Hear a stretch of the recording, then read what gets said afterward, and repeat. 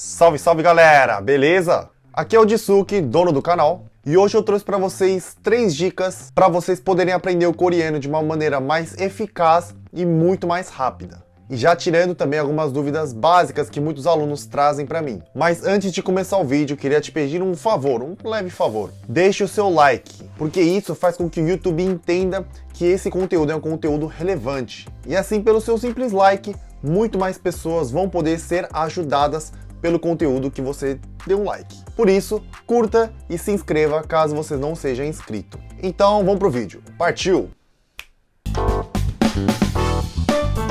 Basicamente, existem algumas coisas básicas que você precisa saber antes de começar a se aventurar nessa cultura, nessa língua da Coreia. Se você me segue no Instagram, provavelmente você já deve ter ouvido pelo menos uma vez algumas dessas dicas que eu preparei para vocês hoje, mas fica tranquilo que tem mais dicas que eu tenho certeza que vai te ajudar de alguma maneira. A minha primeira dica é: pare de traduzir o alfabeto português para o alfabeto coreano ou o coreano para o português. Como assim, Jisuke? Eu vejo muitas pessoas que cometem esse erro de querer ficar traduzindo o alfabeto do português para o coreano. Por exemplo, quero saber qual que é o A, o nosso português A, qual que é o equivalente no coreano. O B, qual que é o equivalente? O C, o D, o E, F, G, H, assim por diante. Isso não existe. Cada língua é diferente e independente. Principalmente o coreano. O coreano é uma língua única, tem uma pronúncia única, tem uma escrita única. Não cometam esse erro de querer ficar procurando qual que é a letrinha igual ao do outro, qual que é equivalente, isso não existe. No máximo, o que você pode fazer é tentar procurar o som mais próximo da língua que você domina. Por exemplo, se você prefere o inglês, procura qual que é o som mais próximo do inglês e você vai tendo, para você ter uma base. Claro que se você está assistindo esse vídeo, provavelmente vai ser o português. Então, quando você ouve uma certa sílaba, uma certa palavra, você ouve e tenta pegar o som mais próximo do português. Por quê? Porque para você ter uma base legal, para você poder ter uma base legal do som e assim você poder treinar a sua pronúncia. Por exemplo, esses dias eu vi um aluno que começou a mandar uma coisa disso. O que significa isso? Ele começou a mandar um código, tipo H, P, T, C, J, K e sei lá o que, sei lá o que. Eu falei, cara, o que será que essa pessoa tá querendo me mandar? E eu fiquei meia hora tentando codificar aquilo. Então, eu acredito que ele pegou só foi pelo som. Ou ele procurou alguma coisa equivalência, eu não sei o que ele fez. Então, por favor, não cometam esse erro. Estudem pelo alfabeto, só pelo alfabeto. Ou coreano, coreano, português, português. No máximo, tentem procurar o som mais próximo, mas não tentem ficar fazendo essa equivalência, porque isso não existe. Isso só vai atrapalhar o seu aprendizado. O segundo ponto é a diferença entre sotaque e pronúncia. Eu vi que muitas pessoas não sabem qual a diferença entre pronúncia e sotaque. Eu vejo muitos alunos que no começo, quando eles estão começando a aprender o coreano, eles sentem muita vergonha porque não tem a pronúncia perfeita. Então eles acabam não usando, acabam não treinando, e isso é uma barreira que realmente só faz com que o seu desenvolvimento seja muito mais lento. Mas desculpa falar, mas essa pronúncia perfeita nunca vai acontecer. Vamos lá, primeiro vamos entender qual que é a diferença entre sotaque e pronúncia. Pronúncia, eu explico para os meus alunos assim. Pronúncia é uma coisa, por exemplo, se você consegue falar e aquela outra pessoa consegue entender, tá bom, tá jóia. E se eu consigo entender o que a outra pessoa está falando, muito bom também. E isso faz parte da pronúncia. Ou seja, resumindo, se a comunicação com as outras pessoas naquela língua específica rola ou não. Agora, sotaque é outra coisa. Vamos pegar o inglês, por exemplo. Existe o sotaque americano, inglês ou australiano. Tem como você falar que um é errado e um é certo? Não, vê dentro do Brasil mesmo. Se eu pegar uma pessoa que mora lá no norte e uma pessoa que mora lá no sul, elas usam o português como língua, cada um tem um sotaque diferente, mas se eu deixar os dois um em frente ao outro, eles conseguem se comunicar, eles conseguem conversar um com o outro. E não tem como falar que uma pessoa está certa, a outra esteja errada.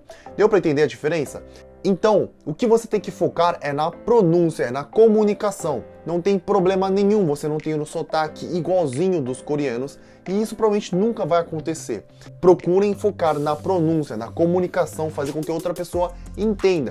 Se a outra pessoa entender, show de bola. Se você ficar apertando nessa tecla de querer ter o sotaque perfeito, se você não tiver até o sotaque perfeito, eu nunca vou falar em coreano. desculpa, então você nunca vai falar nem sequer uma palavra em coreano, porque você não vai ter o sotaque perfeito. Por isso, se você aprender alguma coisa hoje em coreano, por exemplo, o olá ou oi é 안녕, 안녕.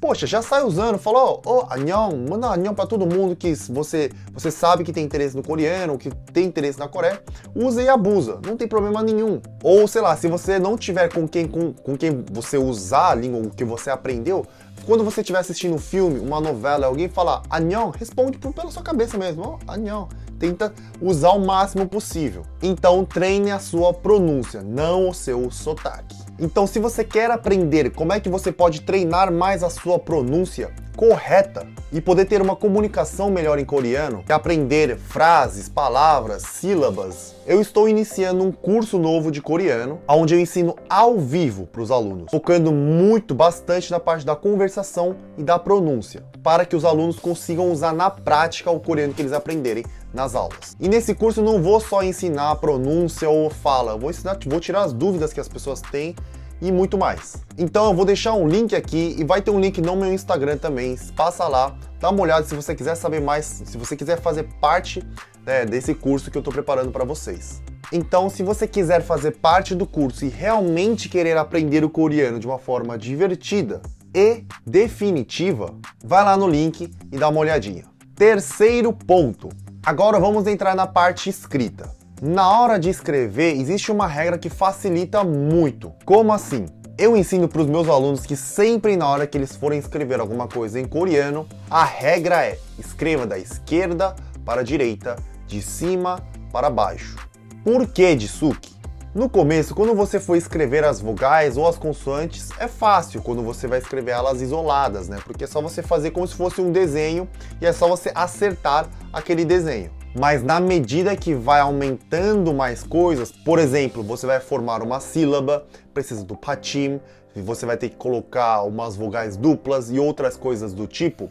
Se você escrever da maneira que você quiser, vai te confundir demais e a sua letra vai ficar muito estranha.